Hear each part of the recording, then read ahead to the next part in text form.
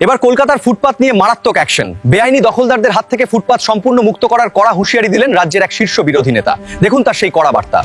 রাজাবাজারটা বেহাত হয়ে যাবে। খিদিরপুর মেটিয়াবুরুজে আপনি যা খুশি করবেন, দিয়ে হাঁটার অধিকার জনগণের রয়েছে। সেই ফুটপাতকে জবরদখল করার অধিকার কারণ নেই। আমাকে পাবলিক ভোট দিয়ে জিতিয়েছে, বিজেপি এবং এমএলএরা আমাকে মুখ্যমন্ত্রী বানিয়েছে। আমি জনগণের প্রতি দায়বদ্ধ। আপনার জনগণের স্বার্থ যেখানে যুক্ত রয়েছে, সেই স্বার্থ সর্বাধিক অগ্রাধিকার পাবে।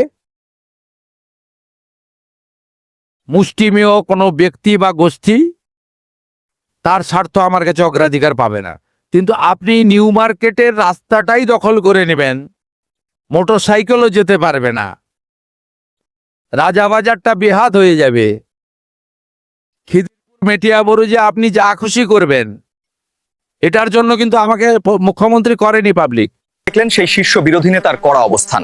কলকাতার ফুটপাত দখলমুক্ত করার এই বড় নির্দেশ ঘিরে এখন ব্যবসায়ী ও আমজনতার মধ্যে তীব্র আলোচনা শুরু হয়েছে। সব আপডেটের জন্য চোখ রাখুন ধুলিয়ান এআই তে।